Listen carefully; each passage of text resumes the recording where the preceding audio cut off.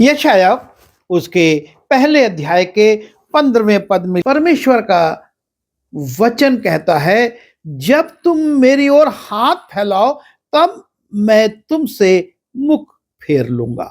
तुम कितनी ही प्रार्थना क्यों ना करो तो अभी मैं तुम्हारी ना सुनूंगा। परमेश्वर जो दयालु है, परमेश्वर जो प्रेमी है और परमेश्वर जो प्रार्थना सुनने वाला है, वो कह रहा है कि मैं तुम्हारी प्रार्थना को नहीं सुनूंगा। तुम हाथ फैलाओगे, मैं तुम्हारी से मुंह फेर लूंगा। और कारण वो बताता है, क्योंकि तुम्हारे हाथ खून से भरे हैं। और तब वो कहता है, अपने को धोकर पवित्र करो, मेरी आंखों के सामने से अपने बुरे कामों को दूर करो और भविष्य में बुराई करना छोड़ दो। पौलुस कहता है कि मैं तुम्हें परमेश्वर की दया स्मरण कराकर तुमसे विनती करता हूं कि अपने शरीरों को जीवित और पवित्र। पहली बात, हमारा शरीर जीवित हो और दूसरी बात पवित्र हो। और पवित्रता के विषय में परमेश्वर ये कहता है, अपने को धोकर पवित्र करो। यदि हमने अपने आप को नहीं धोया तो निश्चय है कि मैं और आप परमेश्वर के अनुग्रह से वंचित हो जाएंगे, उससे दूर हो जाएंगे। और इसलिए ये जरूरी है कि हम अपने जीवन पर विचार करें। परमेश्वर ने कहा अपने को धो, और जब हम यूहन्ना उसके 13वें अध्याय के 8वें पद में जाते हैं और वहां पर यीशु मसीह भी अपने शिष्यों के पांव धो रहे हैं। और अपने शिष्यों के पांव धोते धोते जब वो पतरस के पास आते हैं, पतरस ने उससे कहा, तू मेरे पांव कभी ना धोने पाएगा।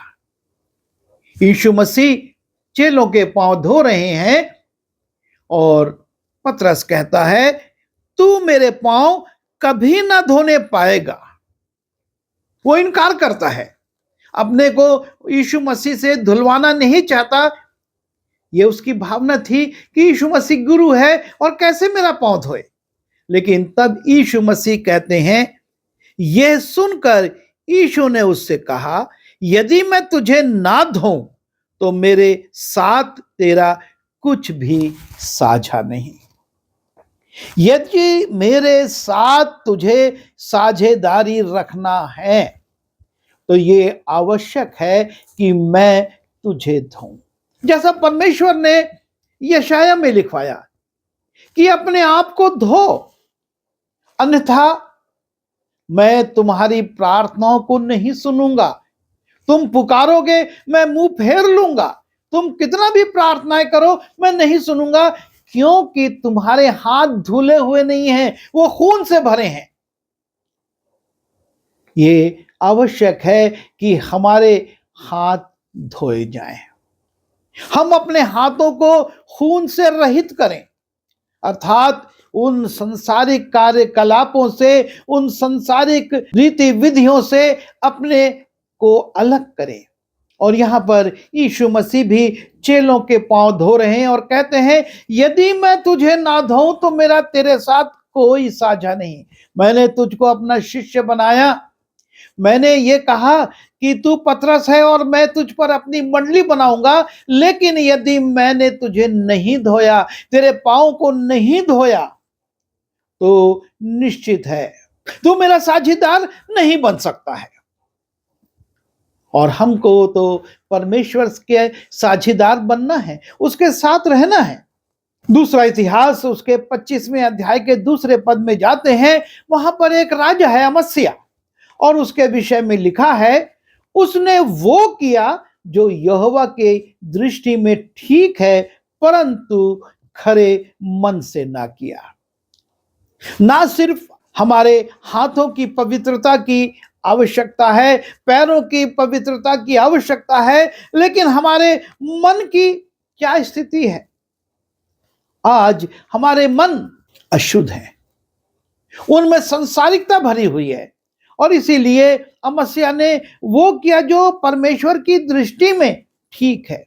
बाहरी रूप से जो वो रीति विधियां पूरी कर रहा था वो परमेश्वर की दृष्टि में ठीक थी, लेकिन उसका मन परमेश्वर की ओर से ठीक नहीं था। और इसलिए बाद में हम देखते हैं अमस्या का पतन किस प्रकार से होता है।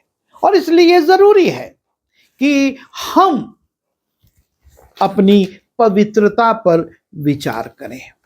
परमेश्वर ये चाहता है हम अपने आप को पवित्र करें, शुद्ध करें। जब हम पुराने नियम में जाते हैं और जब हम नए नियम में जाते हैं, दोनों में हम परमेश्वर की इस मांग को देखते हैं। जब हम लेवी व्यवस्था उसके 11वें अध्याय के 44वें पद को देखते हैं, लिखा है, क्योंकि मैं तुम्हारा परमेश्वर यहोवा हूं, इस कारण अपने को शुद्ध करके पवित्र बने रहो, क्योंकि मैं पवित्र हूं। क्योंकि परमेश्वर पवित्र है और इसलिए उसकी मांग है कि तुम अपने को शुद्ध करके पवित्र बने रहो। और इसी 11वें अध्याय के 45वें पद में फिर से लिखा है, क्योंकि मैं वो यहोवा हूं जो तुम्हें मिस्र देश से निकाल लाया, और इसलिए निकाल ले आया कि तुम्हारा परमेश्वर ठहरूं, इसलिए तुम पवित्र बनो, क्योंकि मैं पवित्र। उसने हमको छुटकारा दिया, इस्राएलियों को मिस्र से निकाला, उनका परमेश्वर ठहरा, लेकिन वो कहता है कि तुम पवित्र बनो, क्योंकि मैं पवित्र हूं। परमेश्वर पवित्र है और उसकी मांग एक ही है मनुष्य से कि तुम पवित्र बनो। तुम्हारे हाथ खून से भरे हैं, मैं तुम्हारी प्रार्थनाएं नहीं सुनूंगा। तुम्हारे पैर गंदे हैं, तुम नहीं धुलवाओगे, मेरे तुम्हारे साथ कोई साझेदारी नहीं होगी। तुम्हारे मन गंदे होंगे, मैं तुम्हारे साथ नहीं चलूंगा। ले व्यवस्था उसके 19वें अध्याय में जाते हैं और उसके दूसरे पद को देखते हैं, और वहां पर भी लिखा है, इसलिए कि सारी मंडली से कहे कि तुम पवित्र बने रहो।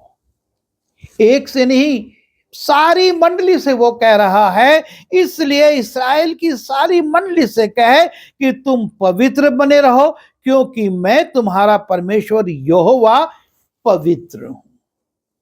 यह है परमेश्वर की मांग कि मैं पवित्र हूं और तुमको भी पवित्र बने रहना है। प्रभु यीशु मसीह का चेला पतरस लिखता है, पवित्र बनो, क्योंकि मैं पवित्र हूं। परमेश्वर जो कि पवित्र है, और इसलिए यीशु मसीह का चेला पतरस भी कहता है, पवित्र बनो, तुमको पवित्र बनना है। जब हम मत्ती रचित सुसमाचार उसके 5वें अध्याय में जाते हैं और वहां पर यीशु मसीह अपने पर्वतीय उपदेश में आंखों की पवित्रता के विषय में भी कहते हैं, तुम सुन चुके हो कि कहा गया था कि व्यभिचार ना करना, परंतु मैं तुमसे कहता हूं कि जो कोई किसी स्त्री पर कुदृष्टि डाले, वो अपने मन में उससे व्यभिचार कर चुका। यदि तेरी दाहिनी आंख तुझे ठोकर खिलाए तो उसे निकालकर अपने पास से फेंक दे, क्योंकि तेरे लिए यही भला है कि तेरे अंगों में से एक नाश हो और तेरा सारा शरीर नरक में डाला ना जाए। यीशु मसीह आंखों की पवित्रता पर भी जोर डालते हैं और कहते हैं, तुमको अपनी आंखों को भी पवित्र बनाना है। तुम्हारी आंखें भी पवित्र होना चाहिए। शरीर का दिया आंख है, इसलिए यदि तेरी आंख निर्मल हो तो तेरा सारा शरीर भी उजियाला होगा। हमारी आंखों को निर्मल अर्थात पवित्र होना आवश्यक है, वरना हमारा सारा शरीर अंधकार में होगा। और अंधकार, शैतान हमारे जीवन में काम कर रहा है, शैतान की अधीनता में हम हैं, इसका प्रतीक है। और यीशु मसीह कहते हैं, यदि तेरी आंख निर्मल होगी तो तेरा सारा शरीर भी निर्मल होगा, उजियाले में होगा। हम अपनी आंखों पर भी विचार करें। हम ये देखें कि ना सिर्फ हमारे हाथ, ना सिर्फ हमारे पांव और ना सिर्फ हमारा मन, लेकिन हमारी आंखें भी निर्मल हों। और इसीलिए अय्यूब कहता है, मैंने अपनी आंखों के विषय में वाचा बांधी है, फिर मैं किसी कुंवारी पर क्यों आंखें लगाऊं। और ना सिर्फ हमारी आंखों की निर्मलता की बात है, लेकिन जब हमने पतरस की पुस्तक को पढ़ा, 1:15 में पतरस कहता है, पर जैसा तुम्हारा बुलाने वाला पवित्र है, वैसे ही तुम भी अपने सारे चाल चलन में पवित्र बनो। हाथों में पवित्रता, पैरों को शुद्धता चाहिए, मन को चाहिए, आंखों को चाहिए, और वो कहता अपने सारे चाल चलन में, हमारे सारा चाल चलन, हमारे जीवन का जो आचरण है वो भी पवित्र होना जरूरी है। और इसलिए वो कहता है कि तुम अपने सारे चाल चलन में पवित्र बनो। ये बहुत जरूरी है कि हमारा आचरण, हमारा व्यवहार, हमारा बोलचाल, हमारी भाषा, सब में पवित्रता हो, शुद्धता हो, कोमलता हो, यीशु मसीह का प्रगटीकरण हो, लोग देखकर समझें कि ये पवित्र लोग हैं। हमारा चाल चलन ऐसा होना चाहिए। और इसलिए पतरस कहता है, जैसा तुम्हारा बुलाने वाला पवित्र है। मापदंड एक ही है, और वो है हमारा बुलाने वाला, अर्थात हमारा परमेश्वर, हमारा प्रभु यीशु मसीह हमारा मॉडल है। और कोई मॉडल नहीं है और कोई नमूना नहीं है। जैसा तुम्हारा बुलाने वाला पवित्र है, वैसे ही तुम भी अपने सारे चाल चलन में पवित्र बनो।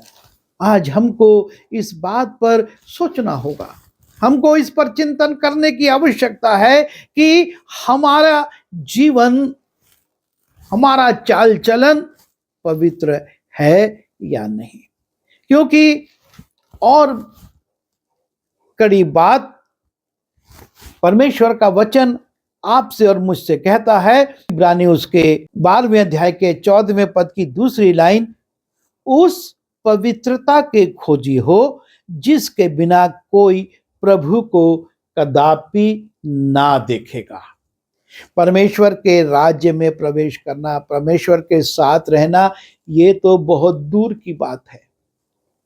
परमेश्वर का वचन कहता है, उस पवित्रता के खोजी हो जिसके बिना कोई प्रभु को कदापि ना देखेगा। हम उसको देख भी नहीं सकेंगे। ये स्थिति है, ये परमेश्वर का मापदंड है। उसको देखने के लिए भी आपको और मुझको पवित्र होना आवश्यक है। और ये पवित्रता संसारिक रीति विधियों से, संसारिक तौर तरीकों से, संसारिक स्नान या संसारिक उपायों से प्राप्त नहीं हो सकती। ये पवित्रता केवल प्रभु यीशु मसीह आपको और मुझको प्रदान कर सकता है। हमको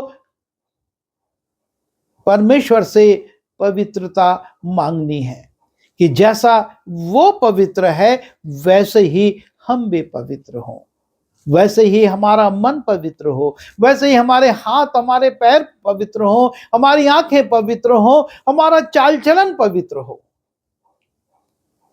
हम से पौलुस यही कहता है कि अपने शरीरों को जीवित और पवित्र, हमको अपने शरीर को परमेश्वर के लिए तैयार करना है। जिस प्रकार से एक दुल्हन अपने दुल्हा से मिलने के लिए अपने आप को पवित्र करती है, तैयार करती है, हम यीशु मसीह की दुल्हन हैं और हमको पवित्र बनना है, तभी हम उसके साथ रहने पाएंगे। उस पवित्रता के खोजे होना है जिसके बिना हम उसे कदापि न देखेंगे।